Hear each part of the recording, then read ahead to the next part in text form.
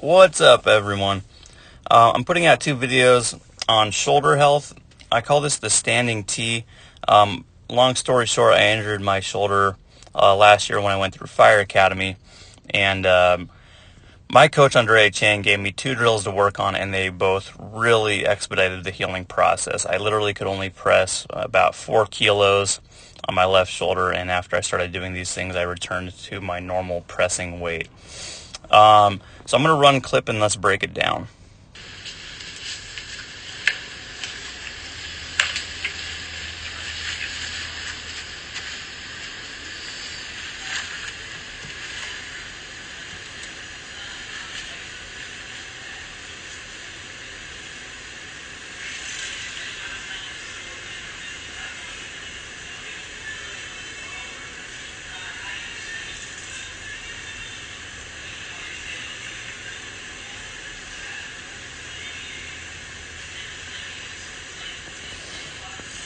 Okay, so it kind of makes sense why I call these a standing T.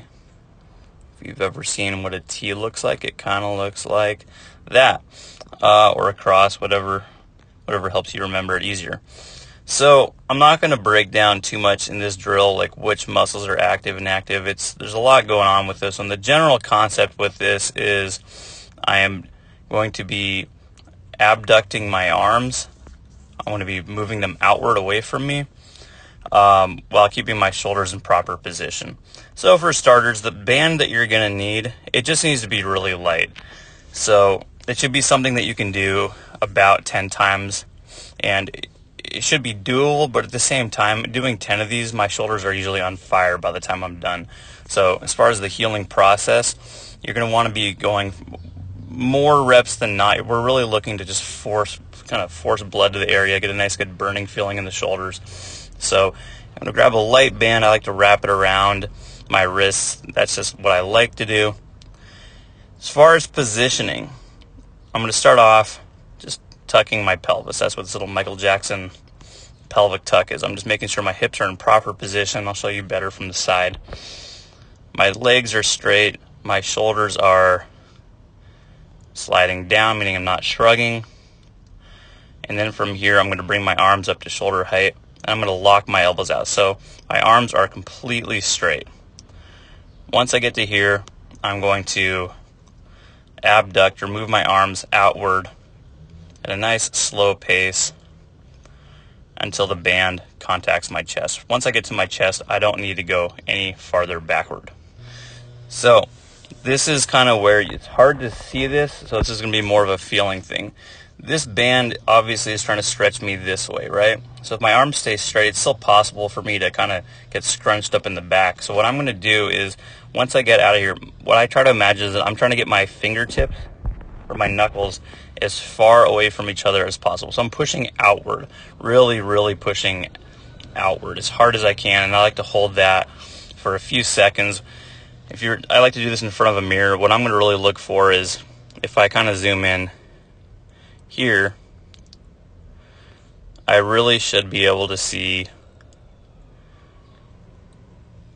everything nice and even. So what you might notice is that when you're doing this in front of a mirror, one shoulder is higher, maybe one arm is higher, but we want to make sure that your arms are nice. How to backtrack that? There we go. We want to make sure that you're making a T, your body looks symmetrical on both sides, you're pressing outward, and you're just trying to drive your shoulders away from your body as far as they can go. And then nice and smooth, you're going to slowly return to the middle. I'm still keeping my arms at shoulder height, and I like to bring them all the way, and even if that means that I break tension in the band, that is okay. Nice and smooth, bring the band out. Once I get to here, again, we're beginning that outward push away from each other. Hold that for a few seconds and return. So let's look at what this should not look like. Okay, I mean, pretty obvious. I mean, arms bent. That's the first obvious one. The second one, you can see my shoulders shrugging, so I don't want to over break this down. Just look in a mirror. Are you symmetrical? Are you shrugging? You should be symmetrical. You shouldn't be shrugging.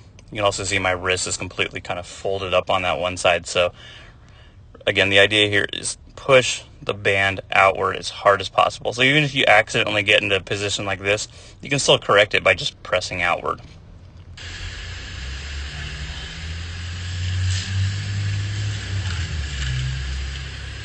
Yeah, I don't even need to break that last one down. Just don't do it that way.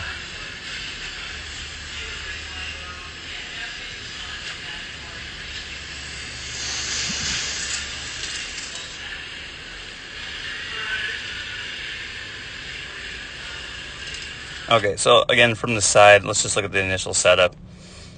So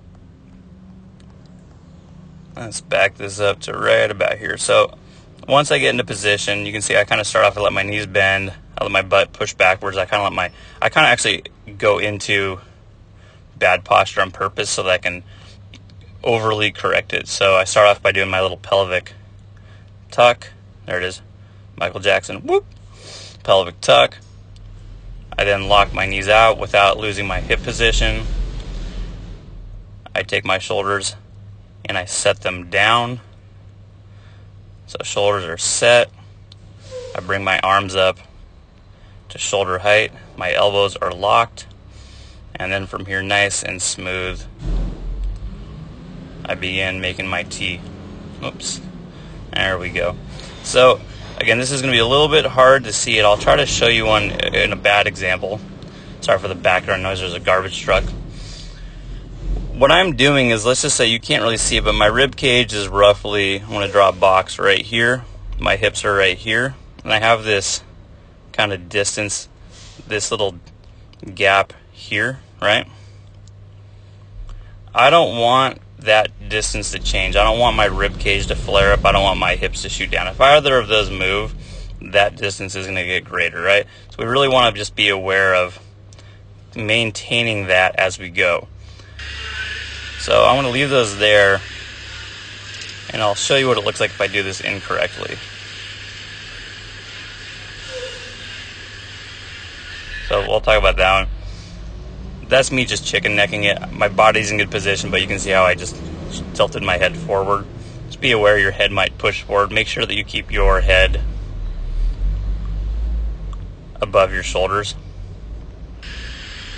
So avoid chicken necking it. That's a common thing that I see. Then that last one, let me show you that really quick. So right here, my body's in good position. If I let my rib cage flare up, which I do right here,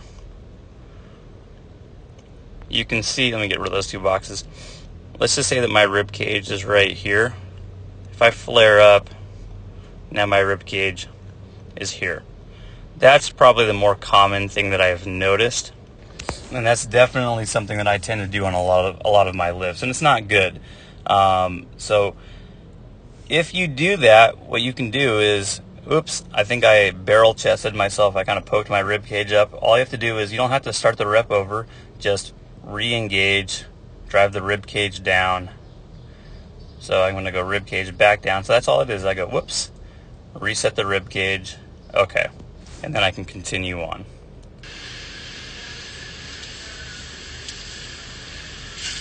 So that is the standing T. Again, light band. I like to go from anywhere from 10 to 20 reps depending on how light the band is, the shape of your shoulder. But this one was really helpful for me in getting my shoulder back into working condition. It was really therapeutic. Again, I'm not going to break down which muscles are working, which ones are not working, because this is really less about making a muscle really strong, and it's more about getting certain muscles to engage and other ones to not engage. And that's how a lot of shoulder injuries are caused, and that's how a lot of them are fixed. So shoulder pain, this is definitely a go-to. Again, the caveat is if you're doing these things and they hurt like hell, don't do them. Every drill is the best drill in the world for you to do until it's not. So if this thing feels appropriate and it feels good for you, go ahead and give it a shot. 10 to 20, nice and light, nice, slow, smooth reps. All right.